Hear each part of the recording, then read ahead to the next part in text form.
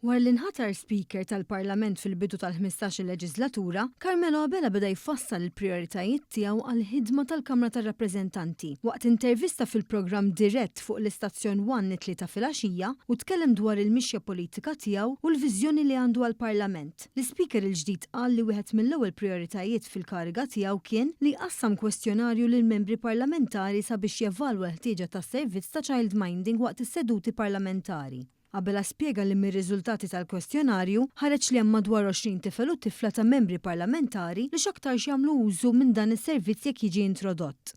Dat nitkellmu fuq childminding għax propju mhuwiex servizz ta' childcare imma li għal ftit ħin jew għal numru ta' ħin meta membru parlamentari jiġi jew tiġi l-Parlament u forsi ma jkollix jew ma jkollux ma' min iħalli it-tfal żgħar tiegħu jew tagħha se nippruvaw nipprovdu spazju fejn dawn it-tfal għal dak il-mument ikunu qed jinżammu ħalli l-ġenituri tagħhom li huma membri parlamentari ikun jistgħu wettqu l-ħidma tagħhom.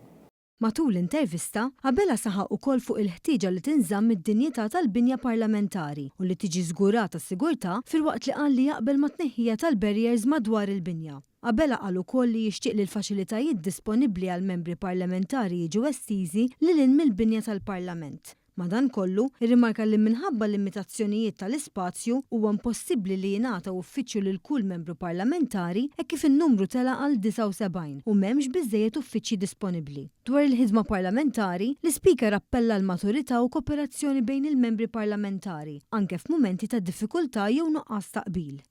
Sissa kooperazzjoni hemm anki maturità nsejħilha jiena miż-żewġ naħat tal-Kamra u ħadd gost li f'dawn l-ewwel ġimgħat il-membri parlamentari miż-żewġ naħat tal-Kamra qed juru aktar responsabilità, aktar maturità, però nistenna l-momenti fej forsi ikun hemm inqas maturità u inqas rispett. Huwa indirizza wkoll il-kwistjoni tal-privileġġ parlamentari fejn sostna li dan għandu jibqa' jiġi mħares. Fl-istess waqt, għalli persuni li ma jkunux membri tal-Kamra u li ma jkollhomx l-opportunità jiddefendu lilhom infushom fil-Parlament għandhom jingħataw mekkaniżmu xieraq biex iħarsu d-dinjità u r-reputazzjoni tagħhom. Ma il-privileġġ parlamentari inħoss li għandu jibqa', m'għandux jiġi abbużat, qatt m'għandu jiġi abbużat, bħal kull privileġġ ieħor qatt m'għandu jiġi abbużat, imma fl-istess ħin għandna nagħtu forma ta' ridress lil ċittadini li forsi membru parlamentari ikun semmihom fil-Parlament għax iħossu komdu jitkellem fil-Parlament u mhux barra minnu.